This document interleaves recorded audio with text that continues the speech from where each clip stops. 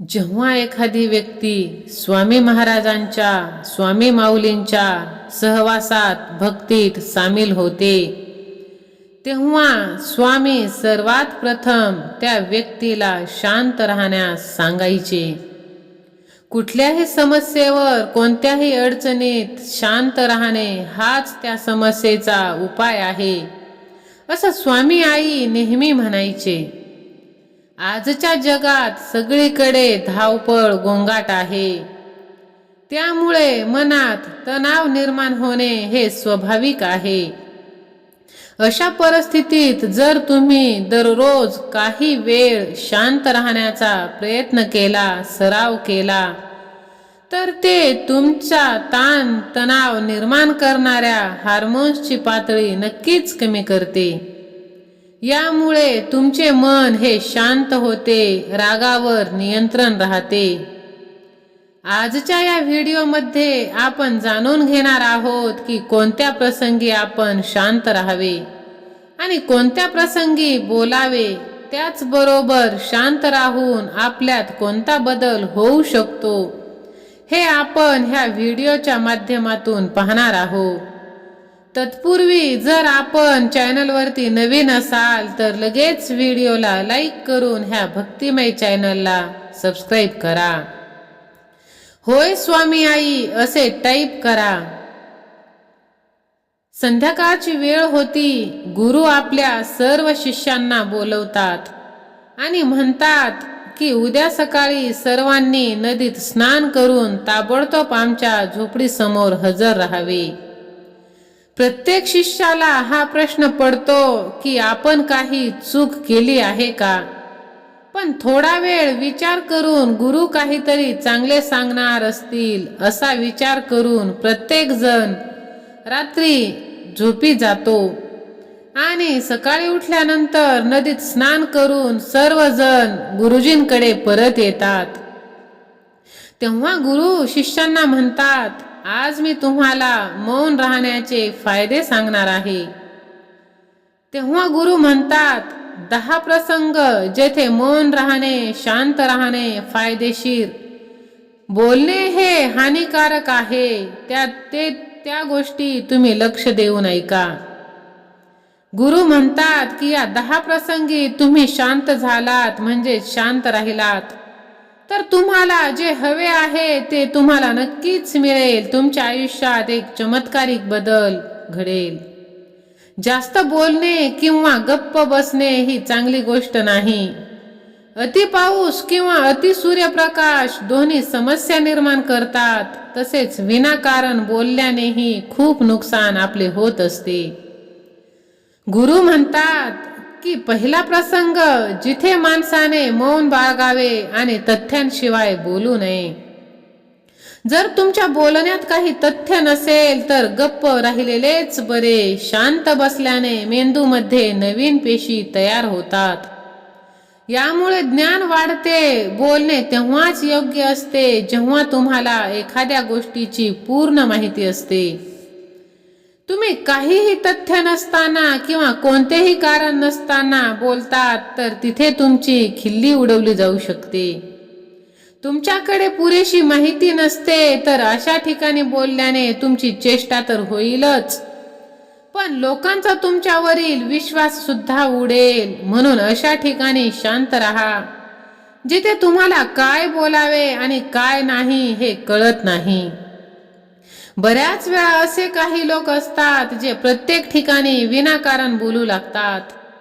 काय बोलावे तेच कळत नाही, पण तरीही ते वायफळ बडबड करत राहतात आणि नंतर ते गेल्यानंतर इतर लोक त्यांची चेष्टा मस्करी करतात, त्यांची खिल्ली उडवतात।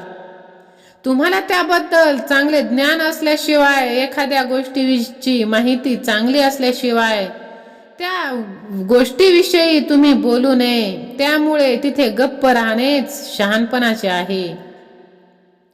जिथे तुम्ही मौन राहता, तुमचे शब्द एखाद्याला मानसिक त्रास देत जर असतील, त्यांना शब्दांनी दुखवू नका। त्यामुळे तिथे तुम्ही शांत बसा।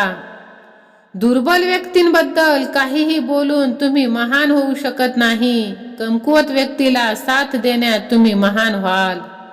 अनेक वेळा असे घडते की काही लोक आपल्यापेक्षा लहान असलेल्या व्यक्तींबद्दल वाईट बोलत राहतात. समोरची व्यक्ती तुमच्यापेक्षा खालच्या पदावर आहे, तो तुला काही बोलणार नाही, पण तू त्याच्या डोळ्यात नेहमी राहशील. हे शक्य आहे की उद्या तो देखील तुमच्यापेक्षा उच्च पदावर नक्कीच जाईल. जेव्हा तो तुमच्यापेक्षा उच्च पदावर जाईल तेव्हा तो नक्कीच त्याची परतफेड करणार. एखाद्याचा अपमान करून तुम्ही महान होऊ शकत नाही. जर तुम्हाला महान व्हायचे असेल तर तुम्ही तुमच्यापेक्षा लहान लोकांचा आदर करायला शिका आणि त्याच वेळी मोठ्या लोकांचाही आदर करायला हवा. लोकांना असे वाटते की जर ते उद्धटपणे बोलले आणि समोरच्या व्यक्तीला खाली आणण्याचा प्रयत्न केला तर तो मोठा होईल. तर ही समजूत चुकीची आहे. तुम्ही मोठे होण्याऐवजी त्यांच्या नजरेत पडत असता. जेव्हा बोलता तेव्हा तुम्ही आदराने बोला, जेणेकरून लोकांना तुमचे म्हणणे आवडेल. जसे की बोलत असताना भाऊ, ताई, काका, मित्रा इत्यादी शब्दांचा वापर करा. त्यामुळे तुमची प्रतिष्ठा नक्कीच वाढेल आणि तुम्ही लोकांच्या नजरेत एक समजदार व्यक्ती व्हाल.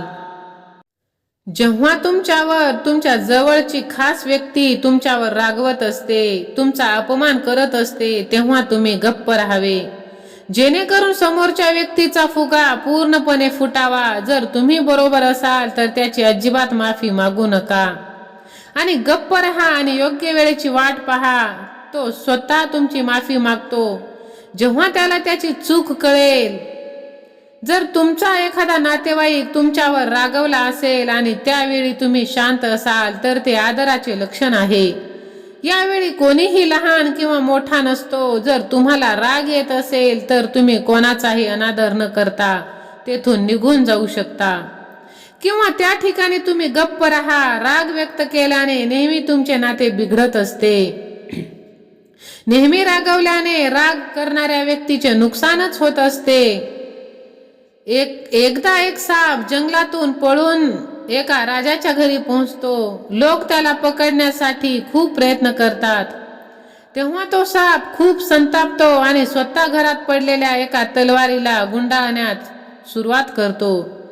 त्यामुळे हळूहळू त्याचे संपूर्ण शरीर कापले जाते. त्याचप्रमाणे आपला रागही तलवारीप्रमाणे आपल्या शरीराचा भाग कट करत असतो, कापत असतो.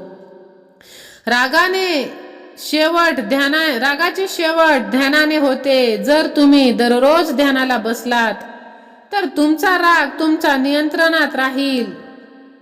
हाच मार्ग आहे जे तुम्ही दररोज ध्यानाचा सराव केल्याने होतो. यामुळे राग वाढवणारे शरीरातील सर्व पेशी तुमच्या नियंत्रणात राहतील, ज्यामुळे शरीर सहज रागावर नियंत्रण ठेवेल. पण एक मार्ग असाही आहे, जेव्हाही तुम्ही रागाला येतो तेव्हा तुम्ही समजून घेण्याचा प्रयत्न करता की माझा राग योग्य आहे की नाही, इथे बोलायचे की नाही. जेव्हा तुम्ही स्वतः याचे आकलन करू शकाल मग तुम्हालाच कळेल की आपल्याला राग यायला हवा की नाही. तरीही जर तुम्हाला राग येत असेल तर तिथून दूर जाण्याचा प्रयत्न करा. काही वेळ शांत राहण्याचा नक्कीच प्रयत्न करा. तुमचे मन नक्कीच शांत होईल. अत्यंत हुशारीने वागले पाहिजे मनुष्याला. जिथे तुम्ही गप्प बसले पाहिजे तिथे तुमच्या त्या मुद्द्यांशी संबंध नाही. जर तुमचा कोणत्याही समस्येशी संबंध नसेल तर तुम्ही तिथे गप्प बसणे आवश्यक आहे. तुम्ही विनाकारण दुसऱ्याच्या मुद्द्यावर बोललात तर समोरच्या तुमच्यावर विश्वास बसणार नाही. यात फक्त आणि फक्त तुमचं नुकसान आहे. दोन लोकांच्या वादात तुम्ही अडकू नका. जर समोरची व्यक्ती तुम्हाला त्यांचा वाद मिटवण्यासाठी बोलावत असेल तरच तिथे जा. जोपर्यंत ती व्यक्ती तुम्हाला बोलावत नाही तोपर्यंत एखाद्याच्या वैयक्तिक आयुष्यात किंवा वादात हस्तक्षेप चुकूनही करू नये. जिथे माणसाने अत्यंत हुशारीने मौन बाळगलं पाहिजे ते म्हणजे तुमच्या बोलण्याने कोणाचेही नुकसान होऊ नये. जर तुमचे इतर व्यक्तीच्या, कुटुंबाच्या किंवा मित्रांच्या प्रतिष्ठेवर काही परिणाम होत असतील तर तुम्ही शांत राहणेच योग्य. एखाद्याच्या कुटुंबाबद्दल किंवा मित्रांबद्दल वाईट बोलल्याने तुम्हीच वाईट व्हाल. जे सहज नष्ट होऊ शकते ते शब्दाने मोठे करू नका. ओरडून न बोलता बोलण्याचा प्रयत्न करत राहावे. जर तुम्ही ओरडल्याशिवाय काहीही बोलू शकत नसाल तर तुमच्यासाठी गप्प राहणेच हिताचे आहे. जास्त बोलण्याने नेहमीच गोष्टी बिघडतात. कधी कधी खूप मोठ्याने बोलण्यामुळेही नाती तुटत असतात. त्यामुळे आवाजात गोडवा आणा. तुमच्या शब्दांनी तुमच्या मित्रांचे नुकसान होऊ नये. कधी कधी आपण आपल्या मित्रांसोबत चेष्टा करतो तेव्हा आपल्या बोलण्याने कोणाचाही अनादर होणार नाही याची काळजी आपण घ्यायला पाहिजे. माझ्या प्रेमळ स्वामी भक्तांनो, जिथे तुम्ही शांत व्हावे. तुमच्या यशाचे रहस्य सर्वांना तुम्ही सांगत बसू नका. बरेचदा असे घडते की काही लोक ज्यांना खूप लवकर यश मिळते ते सर्वत्र आपल्या यशाबद्दल बढाई मारू लागतात. अशा स्थितीत काय होते की तुमच्या यशाचे अनेकांना आनंद होत नाही.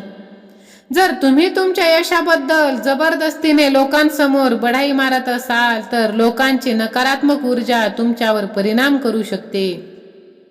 जेव्हा तुम्ही यशस्वी व्हाल तेव्हा सर्वांनाच कळेल की तुम्ही यशस्वी झालेला आहात. बढाई मारल्याने तुमचेच नुकसान होणार आहे. एवढे बोलून गुरु म्हणाले, शिष्यांनो आज एवढेच. जर तुम्ही सर्वांनी माझ्या या गोष्टी तुमच्या आयुष्यात अंगीकारल्या तर तुम्ही सर्व समस्यांपासून बऱ्याच अंशी वाचाल. इथून निघून गेल्यावर माझे हे शब्द तुमच्या आयुष्यात आशीर्वादापेक्षाही कमी नाहीत. माझ्या प्रेमळ स्वामी भक्तांनो, मला अशी आशा आहे की आजचा हा व्हिडिओ तुम्हाला आवडला असेल. जर आवडला असेल तर क्षणाचाही विलंब न करता लगेच व्हिडिओला लाईक करून ह्या भक्तिमय चॅनलला सबस्क्राईब करा. श्री स्वामी समर्थ, जय जय स्वामी समर्थ असे टाईप करून हा व्हिडिओ ज्यांना याची गरज आहे त्यांना शेअर देखील करा.